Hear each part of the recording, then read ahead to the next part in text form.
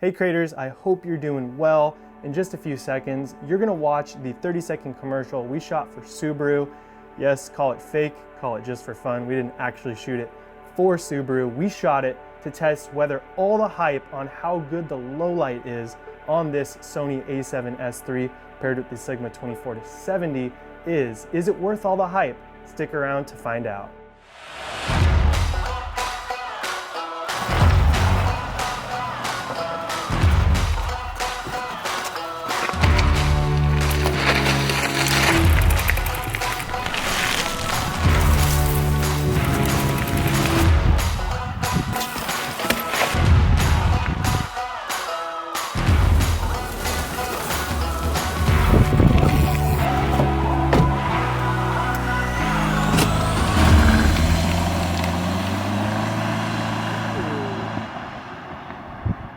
So, what'd you think? Not too bad, huh? Let me know down in the comments whether you thought the low light performed like you thought it would on this camera. In the rest of the video, I'm gonna talk about my first impressions with the A7s III, specifically regarding the low light capabilities, because that was my very first experience getting my hands on and shooting with the A7s III. Then I'm gonna go into talking about some of the settings we used in the camera itself, and then also in the editing of the footage, and then wrap everything up with my personal opinion, whether the price tag is worth it for the A7s III. So do my first impressions of the low light capabilities on the A7s III live up to all the hype?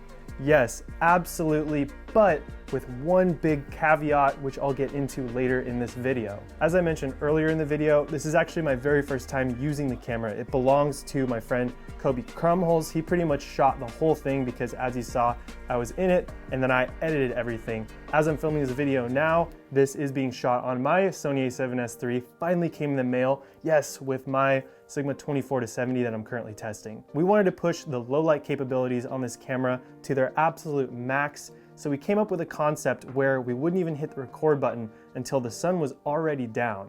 We are just now getting our very first shots. As you can see, it's dark out. It's crazy how you have to sort of reinvent the way you think about filmmaking with the A7s III. But anyways, we landed on the concept of adventure never stops, kind of poking fun at the fact that it's daylight savings and it gets dark at like 5 p.m. If there was one camera designed for shooting a commercial like this, it would be this one. It would be the Sony A7s III, which got me so excited being an adventure filmmaker, because now I can shoot longer into the nights without having to worry about compromising too much quality or too much low light performance where my footage gets all grainy and gross. I don't know if you can see him, but there's Kobe hanging out the back of the convertible Miata. We're getting some close detail kind of headlight shots pulling into the gravel parking lot. That was insane. Yeah, I didn't like that. Brand new camera, like a foot off the ground, just going wonky on the gimbal. Oh yeah, I did not like that at all. That was insane. Regarding that little caveat I mentioned earlier in the video, and you'd think it would be somewhat obvious, but it actually wasn't to us, because I think we got a little too excited, a little too ahead of ourselves, is no, you can't just shoot in the complete pitch black on this camera. The footage won't look good. I think that was out of focus. You still need some sort of light source. That being said, we literally bounced light off my headlamp onto a rock, which then illuminated my face actually quite nicely. That wouldn't have been remotely possible on any of the cameras I've ever shot with before. So yes, the low light capability is what it's talked up to be. It is worth all the hype in my opinion. So when it comes to setting, let's start with talking about ISO. We shot most of the little commercial at the upper dual ISO level of 12,600. And this is kind of funny, right as the sun was going down, where we were in that blue hour type of day, where we still had light, it wasn't pitch black yet, we were actually overexposed at 12,600 ISO and literally had to use an ND filter, because if you bump down to 10,000 ISO or 8 or even 6, it's gonna be pretty grainy and noisy. As soon as you hit that 12,600, the whole image cleans up. So we literally had to use an ND filter at night after the sun went down a couple times. We shot when we had a full moon, and yes, the moonlight actually lit the scene enough to where the footage was bright enough to where it was usable. The low light is just insane. When it comes to color, we shot in the S-Log3 Cine Gamut, and then in terms of resolution, we filmed an XAVC SI all intra 4K. Yes, that 10-bit 422 footage in all I codec are pretty large, but they edited like butter on my 27-inch iMac. I have tested around a little bit with the Longeo P codec, which edits okay. It's a little bit stuttery, but not too bad. So if you have the space, I would recommend shooting in the all-I codec. It's just gonna be a lot smoother in the editing. We kept our frame rate at 23.98, so our shutter speed could be double that, 1/48th, I believe, maybe it was 1/50th. We didn't shoot in slow motion because then we would have had to crank our shutter speed up higher to compensate for that. However, I have been doing some testing on the 4K 120 footage, and I've been able to shoot in pretty darn low light conditions, especially compared to the GH5, which I'm used to shooting on. It's just mind-blowing. In terms of editing this footage, I use Final Cut Pro X, had no problems there like I mentioned earlier, and I did a pretty light color grade. Color plays a huge role in the emotion that your video invokes, and after doing some research on what real Subaru commercials looked like, I noticed that they weren't doing anything too intense. They basically would get the image to a point where it would look good to the average person. No like crazy dark or orange and teal cinematic looks like in a movie, just basically what it would look like in real life, and it looks really nice. So to achieve that, I went on Sony's website and I grabbed their S-Log3 Cine Gamut to Rec 709 conversion LUT. I slapped that on there, and then I basically added a little bit more saturation, a little bit more contrast, and then made some very small tweaks from there. So what are my final thoughts regarding the Sony A7S III? Is it worth the pretty high, pretty insane price tag? My answer to that is going to be a hard yes, and then also sort of no. So why no?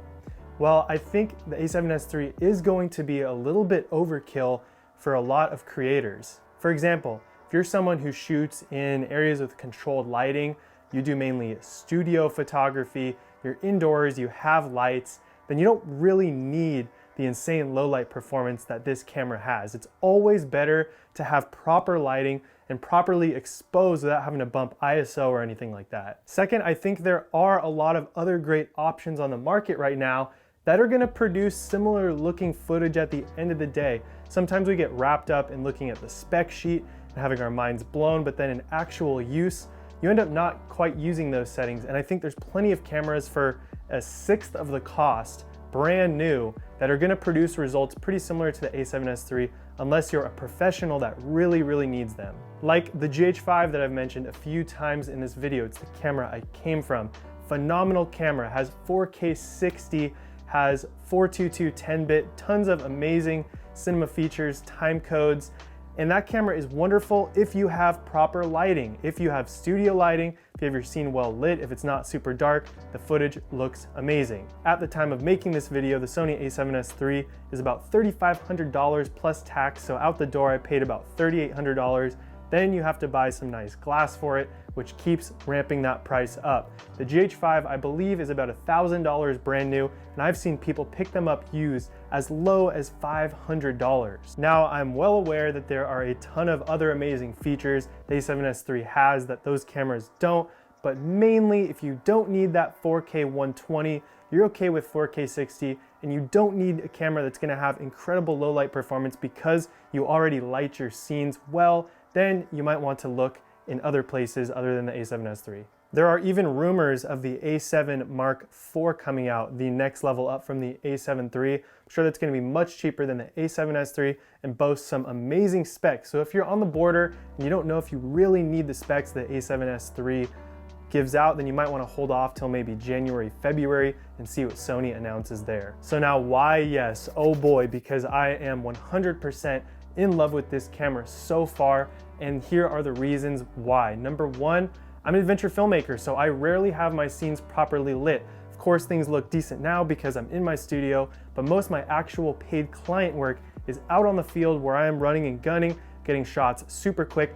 Sometimes I have that light with me, but sometimes I don't. Either way, it's a pain to keep moving around, so I can run and gun and pick up 10 times as many shots because I don't have to worry about lighting as much. I can trust that the A7S III is gonna create some amazingly clean, low light footage in camera. This camera allows me to get shots that I just would not have been able to do before, even if I did have proper lighting. Just like this Subaru commercial here, I would have never even been able to consider shooting something like this on the GH5. So this camera opens up a whole new realm of creativity and what's possible. I get paid a good sum of money to create videos for clients. That's my full-time job. So I need a camera that's basically going to have the top specs, the industry standard norms, of course without getting too crazy and going and spending $60,000 on a camera.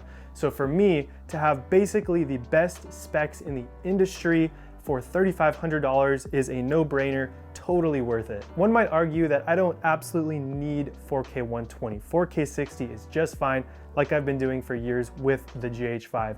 They might say, your clients won't even notice a difference. And you might be correct. My clients probably will never come up to me and say, wow, that 4K 120 looked really nice. But what they will notice is that the overall feel of my videos are extremely high quality. I don't expect them to know the camera specs of all my cameras I own. I just want them to come up to me and say, wow, you blew us away. That was an incredible video. And the A7S III gives me the top features to have as many shots of doing that as possible. And then lastly, and this one's kind of just a personal preference, since I picked up a camera, I've always had an attraction to trying to create the highest quality footage as possible. I know you can run Facebook ads with iPhone footage and sell tons of products. You could run a production company with an iPhone probably, but I just don't have an interest in that. I am very passionate about creating clean shots, very nice looking footage and edits. And again, this camera gives me all the tools to be able to do that. I have tons of content planned using the A7S III. I'm really excited to learn more about this camera and see how it performs in the actual world in the field. As I like to do on this channel, I don't love to do super in-depth technical reviews because there's plenty of those out there. I like to take the camera in actual settings, real world settings, and test them that way. So if that's something you're into, consider hitting that subscribe button. If you enjoy this video, give it a thumbs up, give it a like. If you have any questions, comments, concerns, leave them down in the comments section. And until next time, keep creating.